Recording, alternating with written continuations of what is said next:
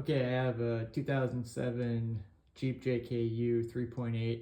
I took it into the Jeep dealership and they diagnosed it as a bad wrist pin on one of the cylinders, but they didn't specify which piston was bad. So I tried to figure this out myself. And what I did is I began the process by doing a leak down test. And leak down test was between 5 to 8% on all cylinders. Compression test was 200 psi. Oil pressure was 20 psi at idle. And at 60 psi it was 3,000. So I couldn't find any problems there, so I went ahead and took off the heads, and then I started measuring the deck height.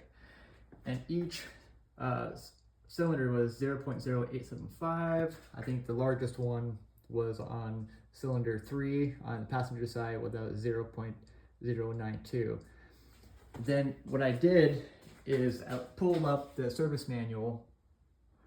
I actually bought the service manual, uploaded it to ChatGPT to help me diagnose this, and it gave me the values of what it's supposed to be. So it's a lot more than what's acceptable parameters.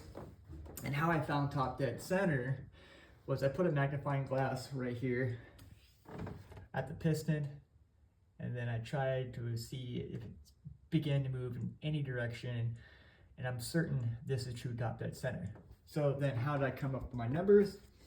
Well, I grabbed a T-square, loosened it up, put it flat on the deck,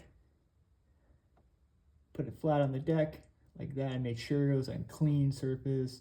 The piston was clean enough. Put it right there, and I slid down my ruler. And I did this 10 times, so it's an average.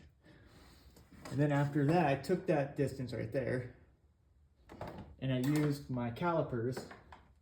I zeroed out my calipers. So I turned on my calipers, zeroed out, and then I used the bottom step down to figure out what that distance is on that T-square. So that's how it came up with these values.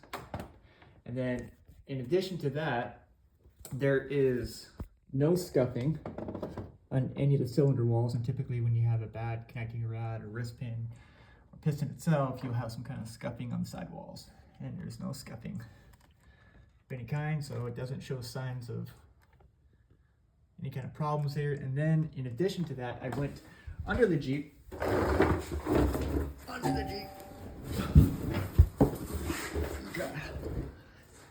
and I rattled around all the connecting rods, and none of them move. They all move side to side, but not front to back, so there's no problems there.